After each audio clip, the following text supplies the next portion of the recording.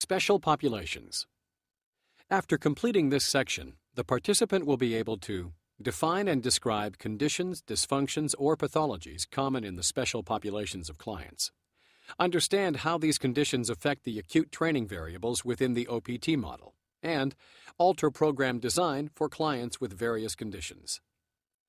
Up to this point, information studied has been based on the assumption that the clients being worked with are apparently healthy adults. These individuals do not seem to have conditions, dysfunctions, or pathologies that would necessitate an alteration in their assessment or program design. However, in some cases, application of exercise principles for the apparently healthy adult could be potentially dangerous. This could easily be the case for an individual with underlying coronary heart disease or osteoporosis. In other instances, such as obesity, application of these principles might not harm the participant, but may not be the optimal course of exercise treatment. Thus, the consideration of individuals with special needs is twofold: to provide a margin of safety and to optimize training. For all populations reviewed in this chapter, it will be paramount that the health and fitness professional follows the appropriate assessment process outlined in Chapter 5, Fitness Assessment, to ensure proper care is given to each situation. Some key areas to implement are making sure to have each individual fill out a Physical Activity Readiness Questionnaire, or PARQ, prior to engaging in exercise, and in some cases, such as the client being diagnosed with a specific medical condition, provide a physician release form clearing the individual for exercise. Youth training. Most established guidelines for exercise in the youth population have previously been focused on sport training. Given the alarming increase in childhood obesity and diabetes, increased attention has recently been directed to the development of guidelines to promote a healthy threshold for physical activity. It is important to appreciate that there are fundamental physiological differences between children and adults, starting with peak oxygen uptake. When adjusted for body weight, peak oxygen consumption is similar for young and mature males, and slightly higher for young females compared to mature females. The similarity in peak oxygen uptake values between children and adults allows for children to perform endurance-related tasks fairly well. Seeing that one of the goals in the stabilization level of the OPT model is muscular endurance, this concept of peak oxygen uptake may enable youths to train in this level. There are also some physiological differences between children and adults. A higher submaximal oxygen demand combined with a lower absolute sweating rate contribute to children having less of a tolerance for temperature extremes. Vigorous exercise in the presence of high temperature and humidity should be restricted to less than 30 minutes. As in adults, adequate hydration is important. Another difference is the lower glycolytic enzymes seen in children. The lowered amount of enzymes decreases their ability to perform higher intensity or anaerobic tasks for prolonged periods of time. This would then require that children have adequate rest intervals when training at high intensities.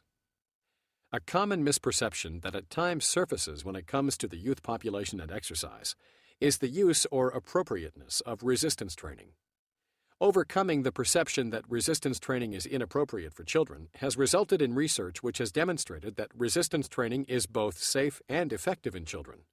It has been shown that resistance training for health and fitness conditioning in the youth population results in a lower risk of injury when compared to many popular sports, including soccer, football, and basketball. The most common injuries related to resistance training in the youth population have been sprains and strains. These injuries have been attributed to lack of qualified supervision, poor technique, and improper progression.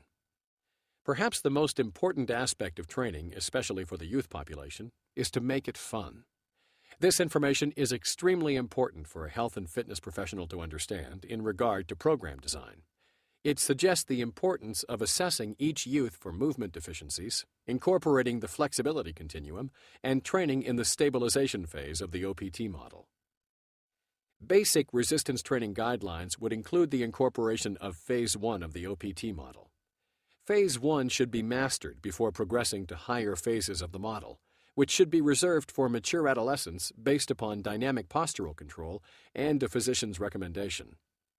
For muscle strength and endurance, perform 1 to 2 sets of 6 to 20 repetitions, depending on the goal and age, 2 to 3 days per week. If need be, tubing and bodyweight exercises could be good forms of resistance as substitutes for weight machines and free weights. Some basic cardiorespiratory guidelines would include the use of walking, jogging, running, games, activities, sports, water activity, and 2 to 5 days per week at 50 to 90% of maximum heart rate, or stage 1 progressing to stage 2 and 3 when using stage training for 20 to 60 minutes. Older adults. By the middle of this century, it is estimated that the number of Americans over the age of 65 will reach approximately 70 million. Unfortunately, aging has come to be associated with degeneration and the limited functional ability of the older adult. Typical forms of degeneration in the older adult include osteoporosis, arthritis, low back pain, and obesity. An important observation about older adults lies in the adaptive capability for physiological improvement in fitness. It is known that as adults age, all of the following functions decrease: maximum attainable heart rate, cardiac output, muscle mass, balance, coordination or neuromuscular efficiency, connective tissue elasticity, and bone mineral density. By adhering to the OPT model, health and fitness professionals can make a dramatic impact on the overall health and well-being of the older adult. Training should start by following the assessment guidelines suggested in Chapter 5, Fitness Assessment. The movement assessment can come in the form of an overhead squat, a basic pushing exercise such as a chest press machine, a basic pulling exercise such as a seated row machine, or a single leg stance to assess balance. Assessing the 5 kinetic chain checkpoints with these exercises will provide information about quality of movement as well as a person's functional capacity for activities of daily living. Flexibility will be paramount as older adults lose the elasticity of their connective tissue. Self-myofascial release and static stretching are advised for this population, provided there is sufficient ability to perform the necessary movements and it is tolerable. Otherwise, simple forms of active or dynamic stretching may be required to simply get the client to move their joints and warm up. Some basic resistance training guidelines would include the use of phases 1 and 2 of the OPT model. These individuals should be progressed slowly, with an emphasis on stabilization training, such as core, balance training, and progress from seated to standing resistance training exercises. Perform 1 to 3 sets, 8 to 20 repetitions, 2 to 3 times per week.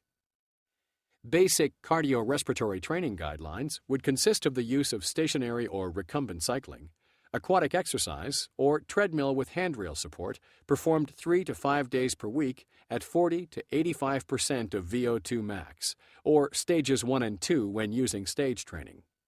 The duration would be for 30 to 60 minutes per day, or 8 to 10-minute bouts depending on one's physical capabilities.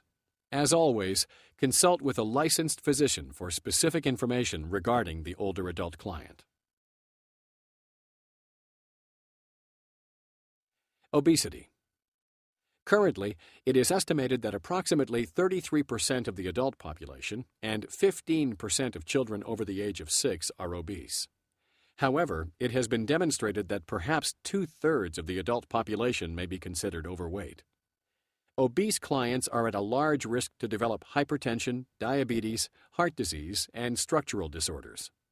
The causes of obesity are the subject of considerable debate, but virtually all experts agree that the fundamental problem with respect to both prevention and treatment is energy balance. When one's body mass index or BMI is considered, a value of 18.5 to 24.9 is considered within normal limits. 25 to 29.9 is considered overweight, and above 30 is considered obese. Training should start by following the assessment guidelines suggested in Chapter 5. The movement assessment can again come in the form of an overhead squat, a basic pushing exercise such as a chest press machine, and/or pulling exercise such as a seated row machine. If a machine is not appropriate to use, one can perform the pushing and pulling assessments in a standing position using cables or tubing, but be mindful of the weight being used. Flexibility exercises should also be performed from a standing or seated position. For example, using the standing hip flexor rather than the kneeling hip flexor stretch, calf stretch, and standing adductor stretch would be advised. Self-myofascial release should be used with caution and may need to be done at home, as performing these activities on the floor in a gym may not be comfortable for this individual. Core and balance training will be very important for this population based on their lack of balance and walking speed. Health and fitness professionals must be cautious when placing a client in a prone or supine position to perform many of these exercises due to the high probability that these clients will also exhibit hypertension or high blood pressure. These positions may be contraindicative. Performing many of these exercises in the standing position may be more appropriate. For example, performing prone iso-abs on an incline or cobras in a standing position would be suggested. Reactive training would not be recommended for this population in the initial months of training. Resistance training may need to be started in a seated position and progress to a standing position. Again, if machines are not appropriate, performing the exercises seated using tubing or cable may be more appropriate initially. Phases 1 and 2 of the OPT model will be appropriate for the obese population, performing 1 to 3 sets at 10 to 15 repetitions 2 to 3 days per week. Depending on the individual's physical capabilities, these exercises may be performed in a circuit to increase caloric expenditure. The health and fitness professional should always ensure that the client is breathing normally and not straining to exercise or over-gripping, squeezing too tightly the exercise equipment, as this can increase blood pressure. Basic cardiorespiratory training guidelines should consist of low-impact group class, walking, rowing, cycling, and water activities, at least 5 days per week at 60 to 80% of maximum heart rate, or stage 1 progressing to 2 when using stage training. Intensities may be altered to 40 to 70% of maximum heart rate if needed. The use of the talk test may also be appropriate to monitor exercise intensity. The recommended duration would be 40 to 60 minutes per day or 20 to 30-minute sessions twice a day. However, depending on the individual's capabilities, one may need to slowly progress to these durations. Some special considerations to keep in mind include making sure the client is comfortable. Be aware of positions and locations in the facility your client is in. The individual may have other chronic diseases. In such cases, a medical release should be obtained from the individual's physician. Diabetes. Diabetes is a metabolic disorder in which the body's ability to produce insulin or to utilize glucose is altered. There are two primary forms of diabetes: type 1 insulin-dependent diabetes and type 2 non-insulin-dependent diabetes. Type 1 diabetes is typically found in normal younger individuals and results in a deficiency of insulin secreted by the pancreas, which alters glucose utilization. Type 1 diabetics make up 10 to 15% of all diabetics. Type 2 diabetes is associated with obesity, particularly abdominal obesity, and make up 85 to 90% of all diabetics. Type 2 diabetics usually produce adequate amounts of insulin. However, their cells are resistant to the insulin. If the type 1 diabetic does not control his or her blood glucose levels via insulin injections and dietary carbohydrates before, during, and after exercise, blood sugar levels can drop rapidly and cause a condition called hypoglycemia. Symptoms include dizziness, lightheadedness, slurred speech, and weakness. A snack or quick source of carbohydrate should always be available to avoid sudden hypoglycemia. Training should start by following the assessment guidelines suggested in Chapter 5 and include a movement assessment to assess muscle imbalances. Flexibility exercises can be used as suggested with the OPT model. However, special care should be given to self-myofascial release and may be contraindicated for anyone with peripheral neuropathy or loss of protective sensation in feet and legs. Obtain the advice of a licensed physician concerning self-myofascial release and specific clients. As for resistance training, phases 1 and 2 of the OPT model are appropriate for this population, using 1 to 3 sets of 10 to 15 repetitions 2 to 3 days per week. Basic cardiorespiratory training guidelines would include low-impact activities such as cycling or treadmill walking 4 to 7 days per week at 50 to 90% of maximum heart rate, or stage 1 progressing to stages 2 and 3 when using stage training for 20 to 60 minutes. Intensity may be adjusted to 40 to 70% of maximum heart rate if needed, depending on one's physical capabilities. Hypertension. The definition of hypertension is blood pressure with the systolic, or top number, reading greater than or equal to 140 millimeters of mercury, and the diastolic, or bottom number, reading greater than or equal to 90 millimeters of mercury. More recent guidelines emphasize that a measurement of 135/85 millimeters of mercury should be considered pre-hypertensive and should be lowered through appropriate lifestyle modifications. An average healthy blood pressure is 120/80. Contributors to hypertension include smoking, obesity, and a high-fat diet. Training should start by following the assessment guidelines suggested in Chapter 5. Be aware of any symptoms of dizziness while performing the overhead squat. If an individual does experience dizziness, discontinue the assessment. Clients may use the full flexibility continuum. However, static and active stretching may be the easiest and safest in a standing or seated position. Often, supine or prone positions, especially when the head is lower in elevation than the heart, can increase tension and blood pressure. These positions may be contraindicated. Resistance training should be performed in a seated or standing position as well. Phases 1 and 2 of the OPT model will be appropriate for this population. Perform 1 to 3 sets of 10 to 20 repetitions 2 to 3 days per week. The program should be performed in a circuit style and/or using the peripheral heart action training system to distribute blood flow between the upper and lower extremities. Avoid heavy lifting and Valsalva maneuvers or holding of breath, as this will increase blood pressure. Cardiorespiratory training guidelines for hypertension clients include the use of treadmills, stationary cycles, rowers, and low-impact group class 3 to 7 days per week at 50 to 85% of maximum heart rate, or Stage 1 progressing to 2 when using stage training for 30 to 60 minutes. Duration may need to be modified depending on the physical capabilities of the individual. Some other considerations include: do not let the client over-grip weights or clench fists when training. This can increase tension and increase blood pressure. Modify the repetition tempo during resistance training to avoid extended isometric and concentric muscle action. Allow the client to stand up slowly to avoid possible dizziness. Individuals may be on medication that can affect heart rate, so using the talk test may be more appropriate to monitor cardiorespiratory exercise.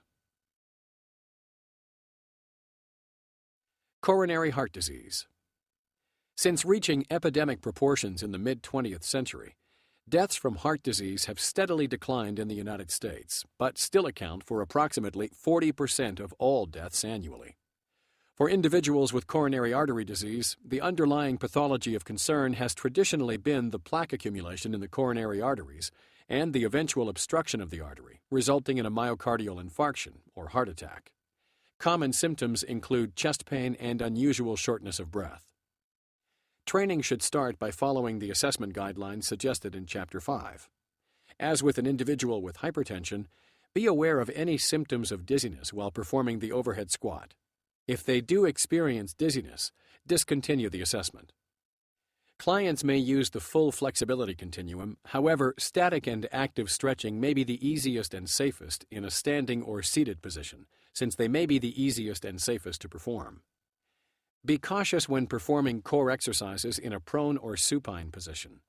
Performing many of these exercises in the standing position may be more appropriate. Core exercises in the standing position would include performing prone iso-abs on an incline or cobras in a standing position, two-leg or single-leg. Reactive training would not be recommended for this population in the initial months of training. Resistance training should be performed in a seated or standing position as well. Phases 1 and 2 of the OPT model will be appropriate for this population. Perform 1 to 3 sets of 10 to 20 repetitions 2 to 3 days per week. The programs should be performed in a circuit style and/or using the peripheral heart action training system to distribute blood flow between the upper and lower extremities. As with the hypertensive client, the health and fitness professional should always ensure that the client is breathing normally and not straining to exercise or over-gripping, squeezing too tightly the exercise equipment, as this can increase blood pressure. Cardiorespiratory exercise guidelines include large muscle group activities, such as stationary cycling, treadmill walking, or rowing at 3 to 5 days per week at 40 to 85% of maximum heart rate, or Stage 1 progressing to Stage 2 when using stage training. Each workout should be a minimum of 20 to 30 minutes. Osteoporosis. Osteoporosis is characterized by an increase in bone reabsorption or removal of old bone, with a decrease in bone remodeling, formation of new bone. This leads to a decrease in bone mineral density. Osteoporosis is divided into two types, types 1 and 2, and in the vast majority of cases, health and fitness professionals are much more likely to see clients with type 1, as the onset of type 2 is typically 70 years and older. Osteoporosis commonly affects the neck of the femur and the lumbar vertebrae. Training should start by following the assessment guidelines suggested in Chapter 5. When performing movement assessments, if the client demonstrates the ability to move fairly well without assistance, an overhead squat, single leg squat or balance, pushing and pulling assessments would be applicable. If the client is not able to get around very well, use more stable machine-based equipment. Follow the kinetic chain checkpoints as closely as possible with this population, but realize that there may be degenerative or structural deformations in their posture that cannot be corrected. Work to get clients to their own ideal position, not a general ideal position. Flexibility should be limited to static and active stretching. The use of self-myofascial release may be contraindicated for this population. Stabilization training, especially core and balance exercises, will be important to counter a potential lack of balance that can lead to falls and hip fractures. Many of the core exercises may need to be performed in a standing or inclined position. Resistance training should be performed in a seated or standing position, depending on one's physical capabilities. Phases 1 and 2 of the OPT model will be appropriate for this population. They can progressively perform 1 to 3 sets, 8 to 20 repetitions with up to 85% intensity 2 to 3 times per week. Cardiorespiratory exercise guidelines would include the use of stationary or recumbent cycling, aquatic exercise, or treadmill with handrail support 2 to 5 days per week at 50 to 90% of maximum heart rate, or Stage 1 progressing to 2 and 3 when using stage training for 20 to 60 minutes.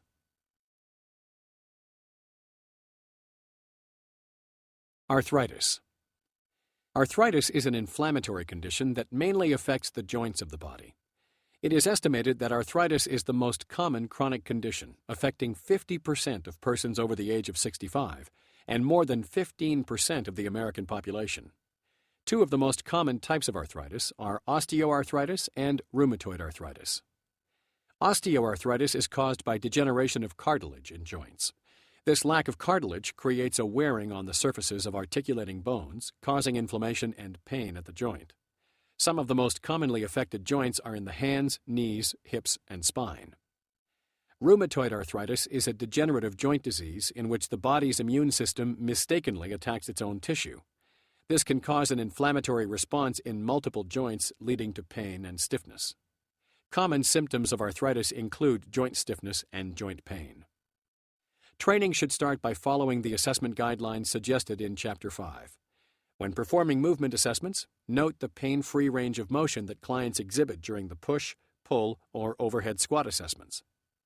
Improving muscle strength and enhancing flexibility through exercise can assist in decreasing symptoms associated with arthritis. Static and active forms of stretching can be used and may be better tolerated from a seated or standing position. The use of self-myofascial release can be used if tolerated. Core and balance exercises will be very important for this population to increase levels of stability and decrease stress to the joints. Reactive training is not recommended for arthritic clients.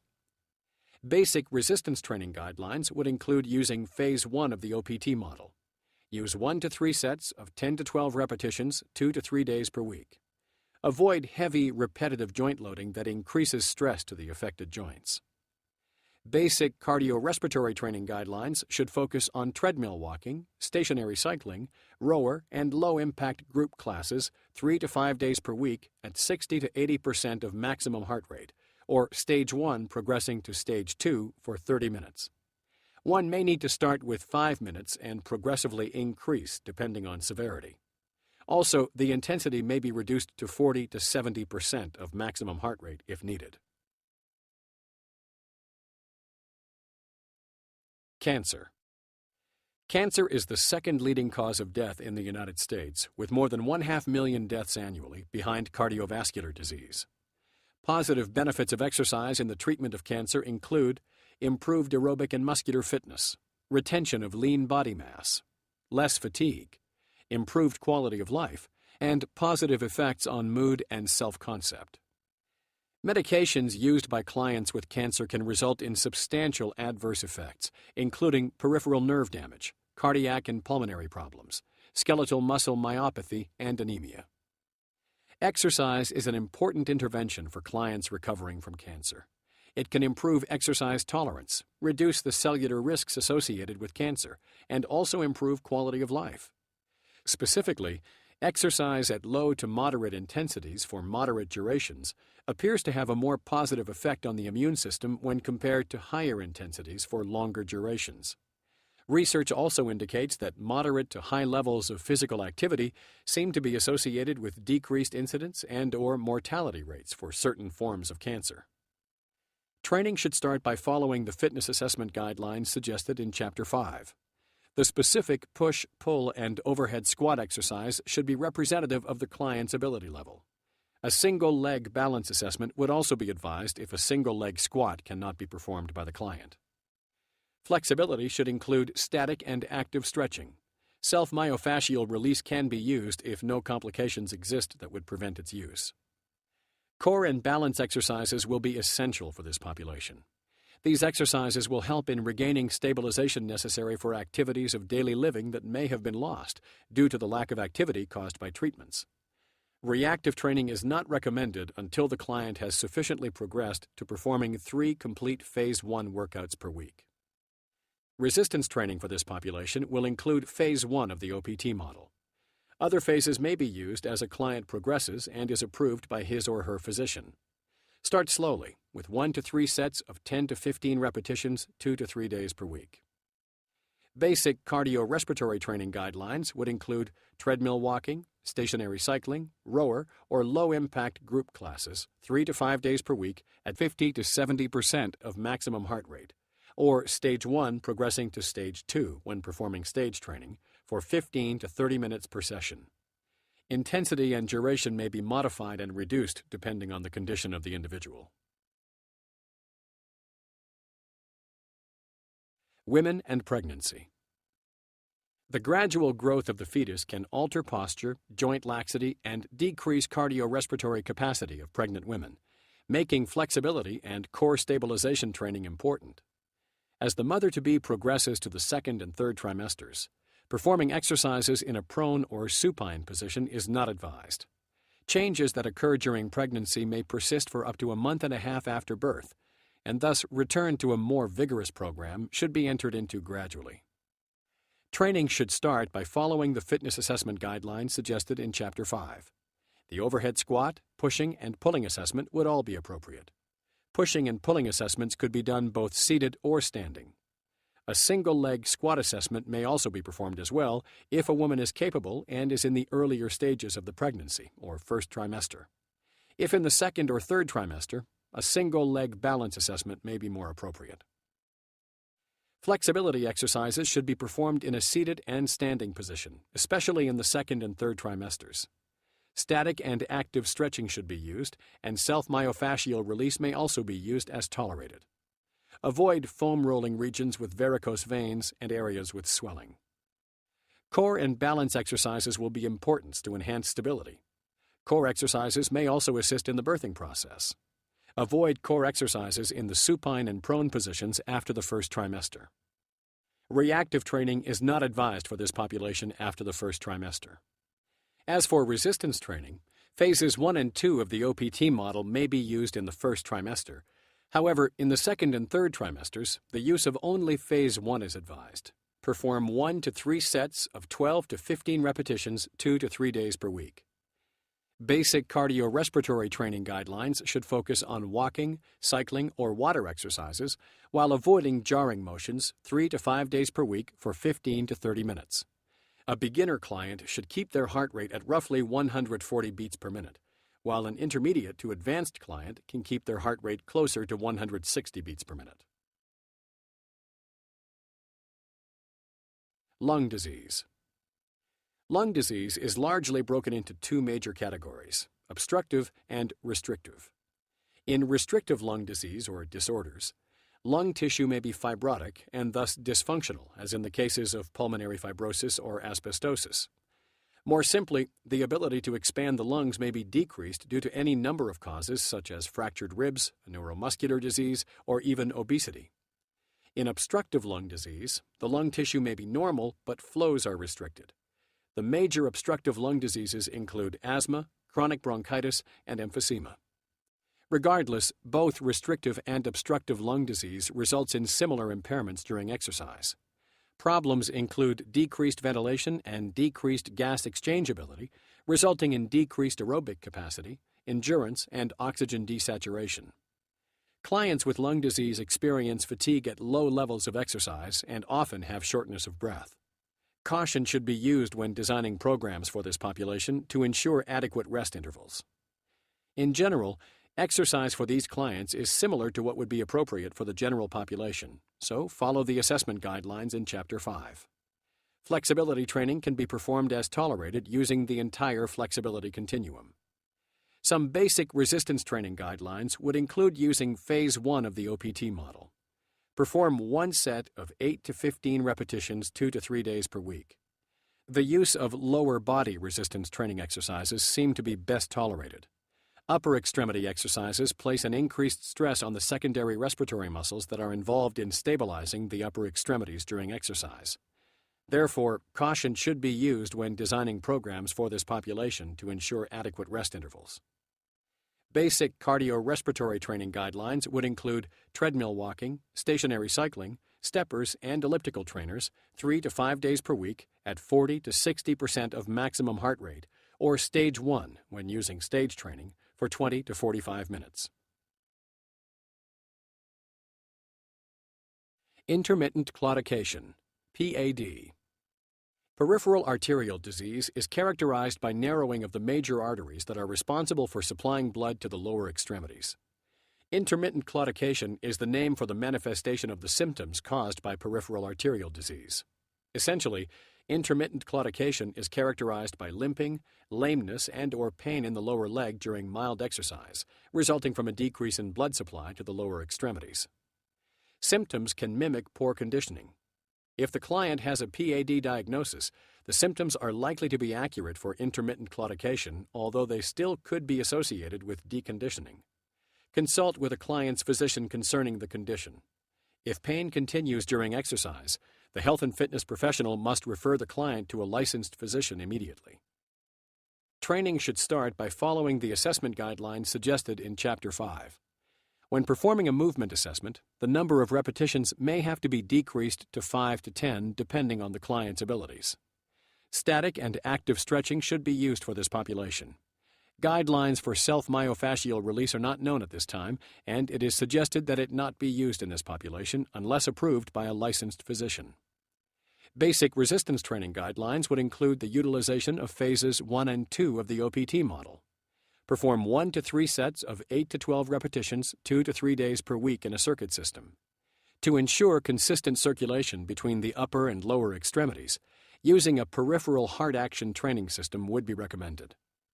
Basic cardiorespiratory training guidelines include treadmill walking, stationary cycling, steppers, and elliptical trainers 3 to 5 days per week at 50 to 85% intensity, or Stage 1 progressing to 2 when using stage training for 20 to 30 minutes. Summary. In summary, a variety of common conditions and pathologies encountered in exercise training programs have been reviewed. The list is by no means inclusive, but provides the health and fitness professional a base of common conditions and populations one may encounter when personal training. It is vital that the health and fitness professional has some foundational knowledge of how to make adjustments to assessments and exercise programs that cater to the needs of individuals with special needs and/or conditions. This will ensure the safety and effectiveness of the exercise program.